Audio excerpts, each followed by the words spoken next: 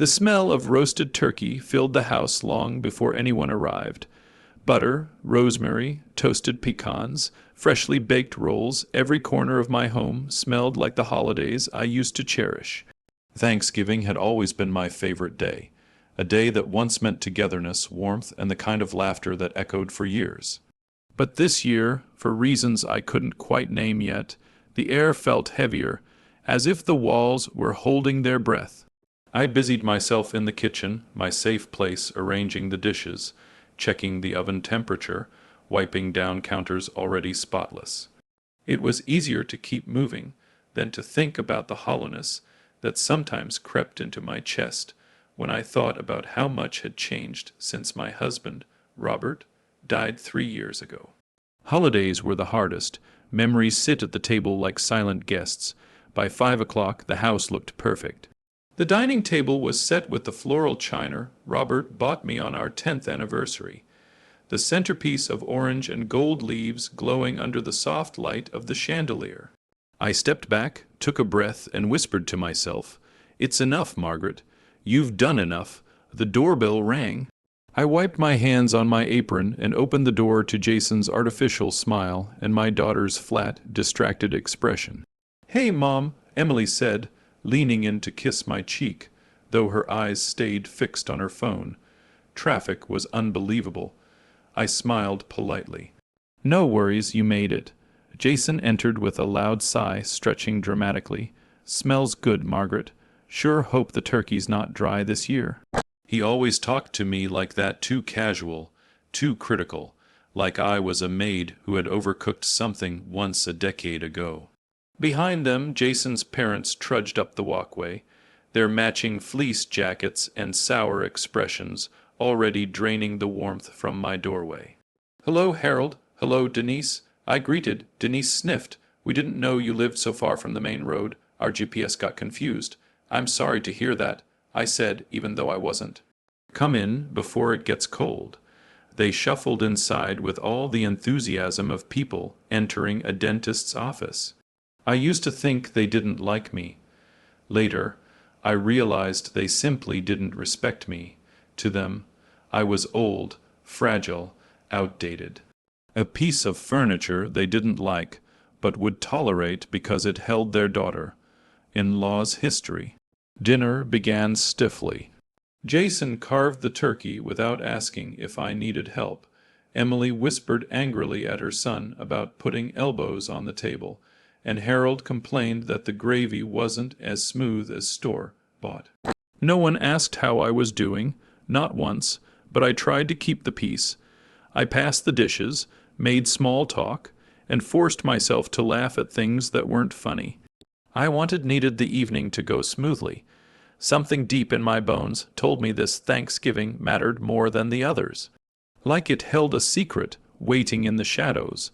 When dessert arrived, pecan and pumpkin pies I had baked at dawn, everyone seemed to relax.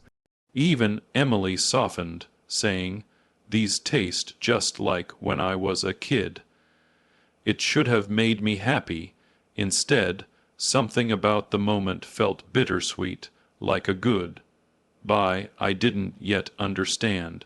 After dishes were cleared, the men wandered into the living room to complain about football, while Emily stayed, glued to her phone, scrolling with the intensity of someone who can't bear silence. I returned to the kitchen alone, stacking plates and humming to myself. The running water drowned out the sounds of the house, and for a moment I felt peace. But peace is fragile, and mine shattered in an instant. I reached into the pantry for more dish soap when I heard low voices drifting in from the dining room. Jason's voice, sharp, confident, conspiratorial. "Yeah, we'll move in right after Christmas." The plate in my hand slipped slightly, but I caught it before it fell. "Move in." I held still, heart thumping against my ribs. His voice lowered, but not enough to escape the acoustics of my old wooden floors. "No rent," he continued, "no bills. It'll be perfect. Mom, Dad, you'll finally have a place big enough and close enough to us, and we won't have to pay a penny." My blood ran cold. There was a rustle, then Harold's voice, and Margaret, Jason snorted. I've already got that handled. I found a retirement home, Sunrise Haven. She'll be out before February. My lungs froze. My ears rang. He wasn't joking. He wasn't whispering a what if. He was planning my removal. Denise's voice chimed in next, dripping with faux sympathy. Isn't that sudden? Does she know? She doesn't need to know. Jason said dismissively. Emily's going to get her to sign the papers. Elderly people sign anything if you use big words like adjustment and property standardization. Elderly. Papers, retirement home. My legs went weak. I steadied myself against the pantry door, trying to breathe. My daughter, my only child, she knew about this. She was helping him. She doesn't need all this space anyway. Emily's voice chimed in. It's not like she hosts anyone. We might as well put it to use. My own daughter talking about my home like it was an object she just hadn't collected yet. I felt something inside me break, not loudly, more like the quiet snap of a twig under snow. A breaking so soft that no one else in the world would notice, but I knew. I felt it. They continued talking, laughing, making plans for which room Harold wanted, where Denise would put her sewing machine, which furniture of mine they would keep for now. Until they could afford better, every word carved another line into my heart. I pressed a hand over my mouth to keep from crying out. Betrayal tastes metallic, like blood in the back of your throat. I swallowed it silently. After a moment that felt like an eternity, I smoothed my apron, straightened my shoulders, and walked calmly back into the dining room with a smile. Jason looked at me without suspicion. Emily barely glanced up. Harold and Denise smiled politely, as if I were already a guest in my own home. None of them knew I'd heard. None of them knew that the soft, warm smile on my face was the beginning of their undoing. And as I stood there, looking at the people I once loved more than anything, I realized something with sharp, painful clarity. This Thanksgiving wasn't the day I was losing my family. It was the day I was finally waking up. The days after Thanksgiving felt strangely quiet, too quiet, like the calm before a storm.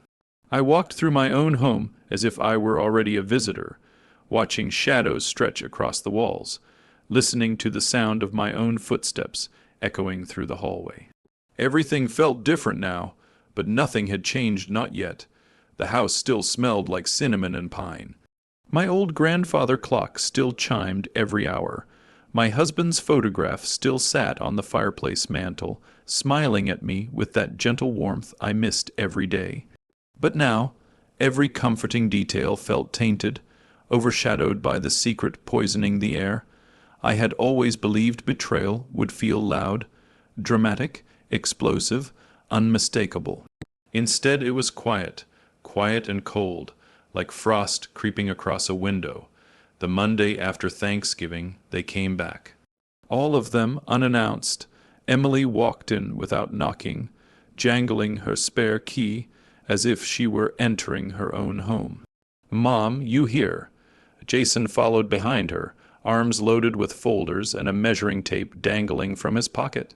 His parents trailed in after, wearing smug little smiles that made my stomach tighten. Why is everyone here?" I asked, feigning confusion. "We thought we'd get a head start," Jason said cheerfully, as if this were normal, on the adjustments. Adjustments? A word they had weaponized. Emily patted my shoulder. "Just some improvements around the house, Mom. You'll love them." But she didn't look me in the eye when she said it. Jason's parents wandered around like tourists. Harold walked into the master bedroom, the room where I had slept for over 40 years, and said, "This'll do nicely." This was my room. I replied gently. He waved a dismissive hand. "Oh, don't be silly. You'll be much happier in a place with people your age." Jason clapped his hands together. "Okay, let's map out where everything is going to go." As if I wasn't standing right there. As if my life, my memories, my home, the one my husband and I built together, brick by brick, paycheck by paycheck, belonged to them now. I watched them with a numb expression while my heart roared inside my chest. Denise moved through my kitchen, opening cabinets, inspecting dishes, judging everything. She actually wrinkled her nose at my spice rack. "I'll reorganize this when we move in," she said. "It's a bit chaotic." Chaotic.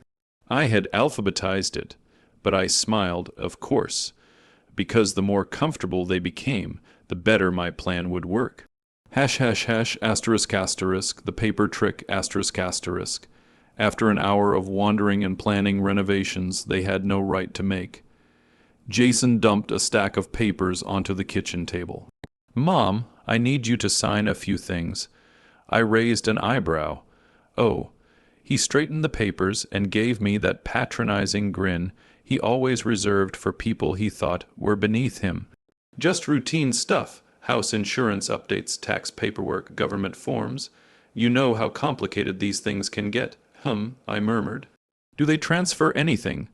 Jason froze a beat too long. "No." He lied. "Of course not." Emily jumped in, her voice too bright. "Mom, you worry too much.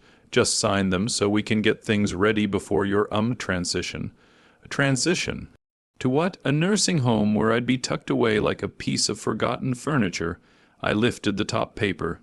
It was thick with legal jargon, cleverly disguised as a financial update, but I wasn't naive. My husband worked in finance for 40 years.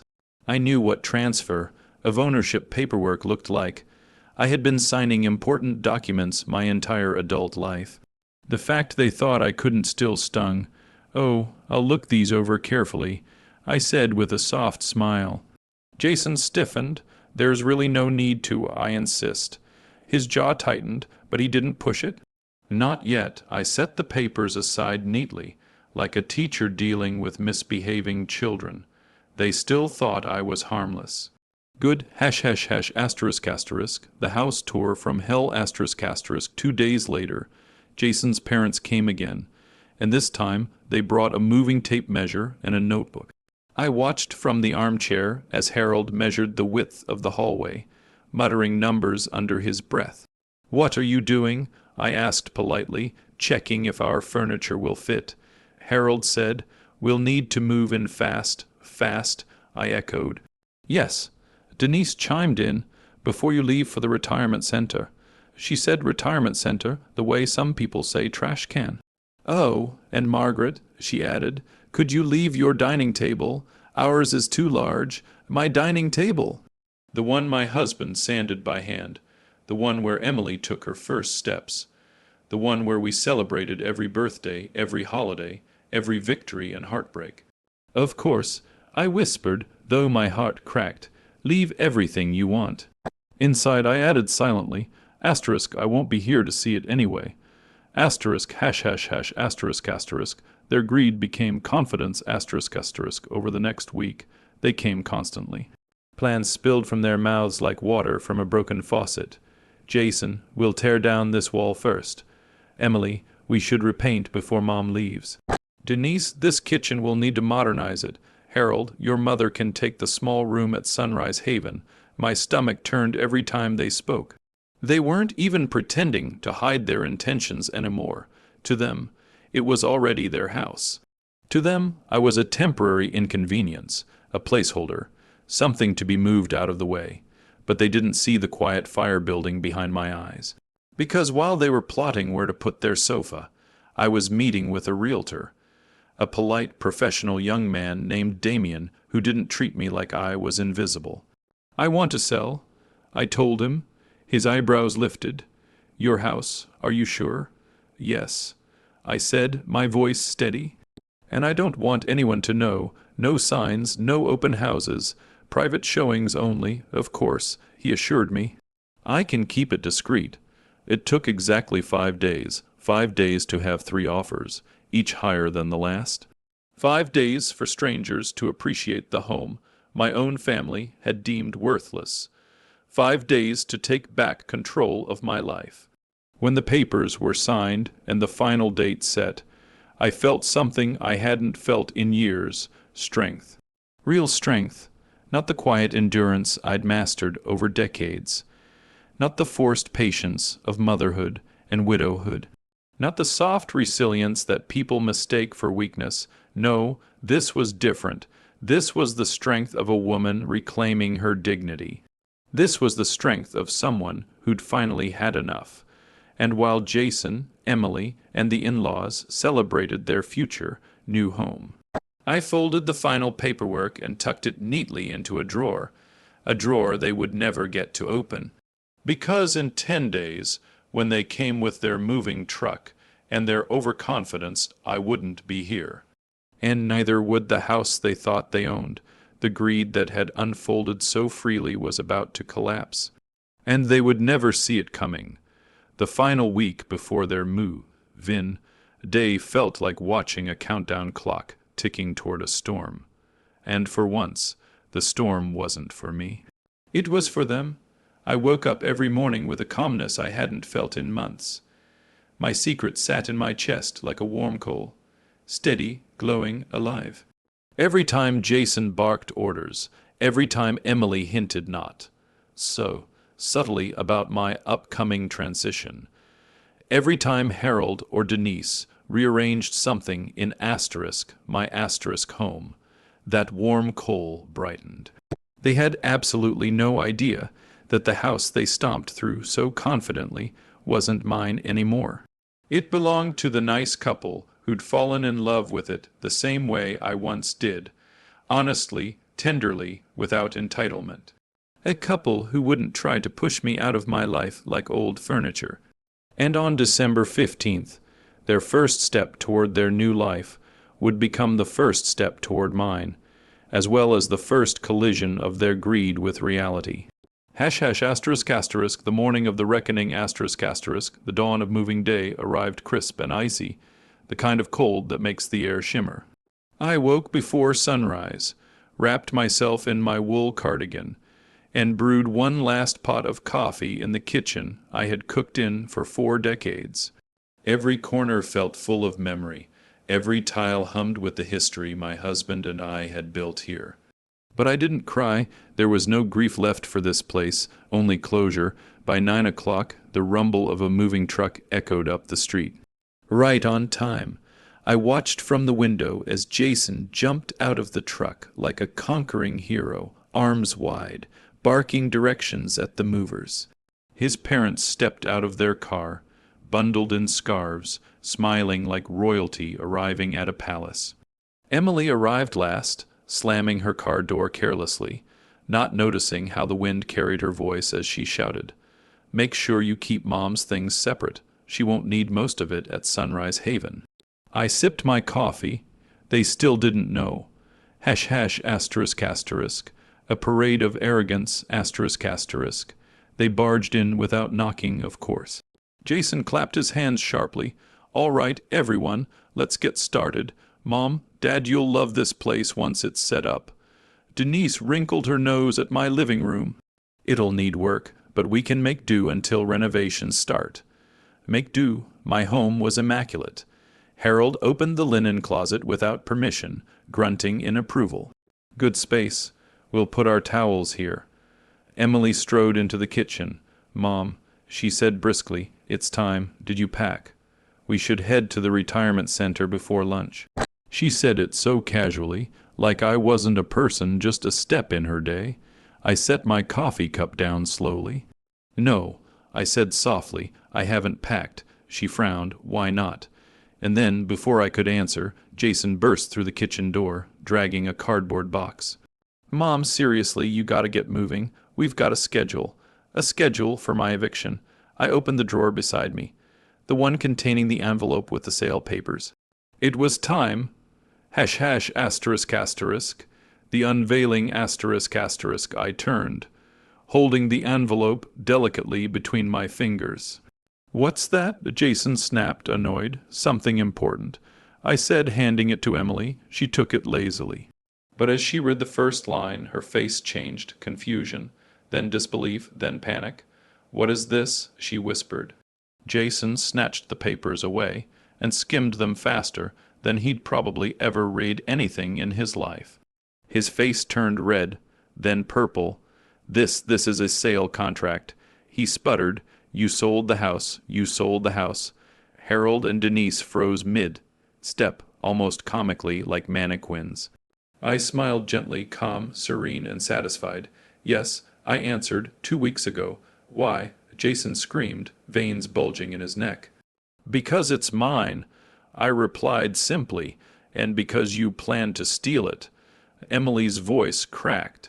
You can't do this to us. I finally let my smile fade, replacing it with the strength they had all mistaken for weakness. Emily, I said quietly, you plan to put me in a nursing home without my consent. That's not, you don't understand. I heard everything. I cut in. Every single word on Thanksgiving. Their faces drained of color. Jason stammered, We had a plan, I know, I said. But so did I. Denise stepped forward, her voice trembling with false sweetness. Margaret, dear, can't we work something out? No, I said. You made your intentions clear. Harold, red, faced and shaking, exploded. How dare you? We had arrangements. Arrangements. I repeated, nodding. For my home, my life without me. Jason slammed the papers on the counter. This is illegal. I shrugged. Everything was done legally. My name was on the deed. I signed the sale myself. No tricks, no transfers, no coercion. Unlike the paperwork you tried to get me to sign. Emily's eyes filled with tears, not from remorse, but from the realization that her perfect plan had died in her hands. You ruined everything, she cried. No, I corrected her. I saved myself. Hash hash asterisk asterisk and the coup de grace asterisk asterisk. At that exact moment, a car pulled into the driveway. A young couple stepped out, smiling, hopeful, carrying a small potted plant and a welcome home mat. Hi, the woman waved. We're so excited. Is today still a good day to do a walkthrough? The look on Jason's face was priceless. He turned back to me slowly, eyes wide with horror. You sold it to them? I did, I said. They're lovely people. The couple walked in past the stunned group, admiring the house, thanking me politely, completely unaware of the chaos swirling behind them. Jason made a strangled sound. This isn't happening, but it is, I said, and now I'll be leaving. I picked up the small suitcase I had packed earlier and walked toward the door. Emily grabbed my arm. Where are you going? A new place, I said. A better place. You can't just leave. I gently pulled my arm away. You left me first. And with that, I walked out the front door. Jason shouted after me. Denise called my name. Emily sobbed. Harold cursed. But I didn't turn around, not once. Hash hash asterisk asterisk good. Bye without tears asterisk asterisk as I stepped into the crisp winter air. I felt something I hadn't felt in years. Lightness, freedom, peace. I got into the taxi waiting for me, the driver loading my suitcase into the trunk. As we pulled away, I glanced once at the house they thought they owned, the house they tried to take. Jason was on the lawn, screaming into his phone. Emily was crumpled on the porch, crying. Harold and Denise stood by their moving truck, stunned. And the new owners were smiling as they took pictures of their new home. The irony was poetic, the revenge. Perfect. My phone buzzed nonstop call after call. By the time I silenced it, there were asterisk asterisk 77 missed calls. Asterisk asterisk, I leaned back in my seat, closed my eyes, and whispered to myself, it's over. No anger. No fear, only relief. The sweetest revenge is not destruction. It's liberation, and I had finally liberated myself from people who never deserved me. The taxi rolled steadily down the long road away from the house, my former house, and for the first time in years, I felt no urge to look back. Not even once. The weight I had carried for so long, fear, guilt, attachment, hope for people who no longer deserved it, slipped from my shoulders like a heavy coat, finally shrugged off in spring. For a long while, I stared out the window, watching bare trees pass by, their branches reaching toward the cold winter sky. The world outside looked washed in pale sunlight, the kind that arrives after a storm, but inside the car I felt warm, steady, alive. I reached into my purse for my phone, mostly out of habit.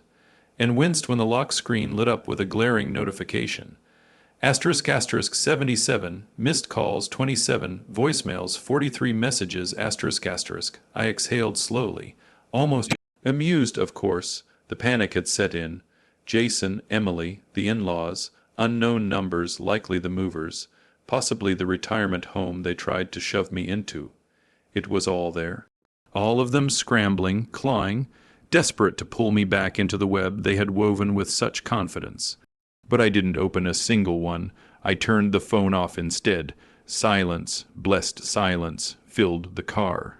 The driver glanced at me in the mirror. "You okay, ma'am?" I smiled gently. "Better than I've been in a long time." He nodded and didn't ask another question. That alone felt like a kindness. Hash hash asterisk asterisk, a new beginning on the coast asterisk asterisk, 2 train rides, and 1 short bus trip later. I arrived in Seabridge, an old coastal town I hadn't visited in years. It was where Robert and I used to escape to when Emily was little, long before the rush of adulthood swept her into a colder, sharper version of herself. The town hadn't changed much. The wooden boardwalk still creaked beneath your feet, the ocean still rolled in silver, blue waves and the smell of salt and pine still clung to the wind. People came here for quiet, for healing, for new beginnings. I rented a small cottage near the shore, pale blue shutters, a slanted roof, a garden just big enough to fill with herbs and flowers. Nothing fancy, nothing grand, but it was mine, truly mine. The landlord, a kindly older man named Thomas, handed me the key and said, "Welcome home." Home. Not house, home. Something in my chest loosened. I unpacked slowly over the next few days, humming to myself, arranging the few things I'd brought along. The framed photo of Robert smiling under a summer sun, the recipe book with my mother, handwriting in the margins, the old quilt we made together the year Emily was born. The cottage felt warm, even in the winter chill. It felt like peace. Hash hash asterisk asterisk, learning to belong to myself again asterisk asterisk in the weeks that followed. I built a new routine, not out of obligation, but out of choice.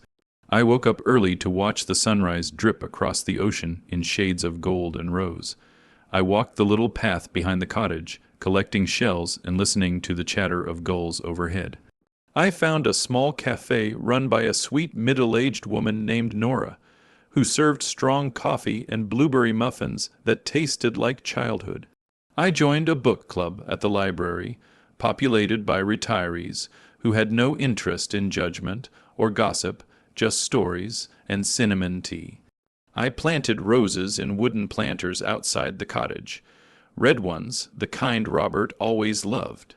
My hands worked gently through soil, feeling the earth again, reconnecting to something quiet and steady and real.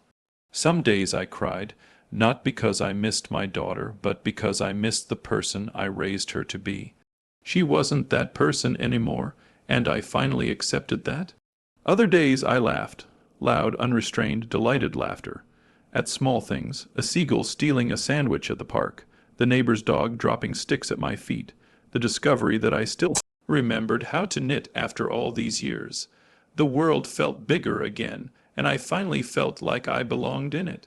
Not as a burden, not as a caretaker, not as a forgotten widow, but as Margaret, just Margaret, enough whole and free.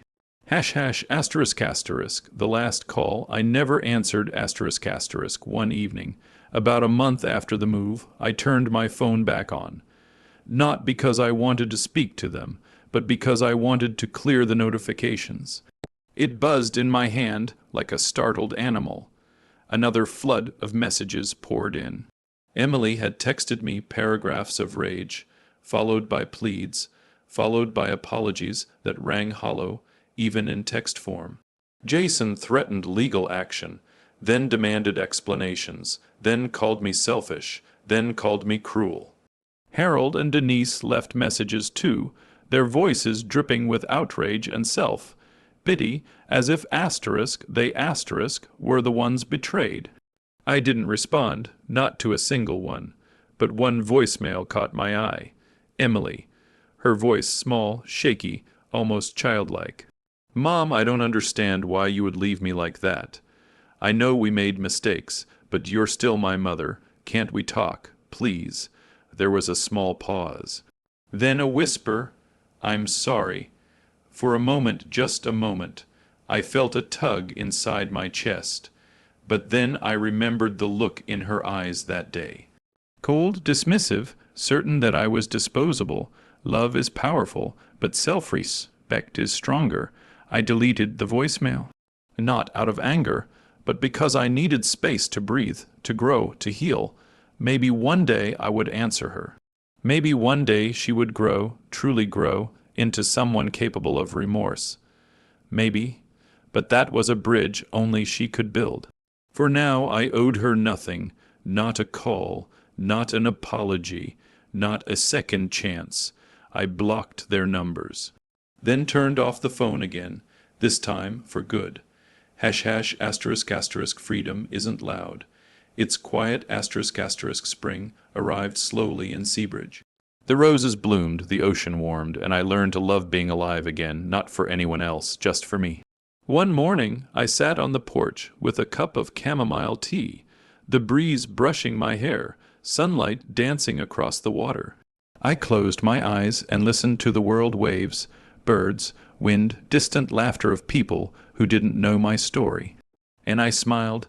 It wasn't the smile I wore at Thanksgiving, the polite, empty one, nor the tight, resolved smile I wore the day I walked away. This smile was soft, real, free. Freedom, I learned, is not loud. It doesn't arrive with fireworks or applause.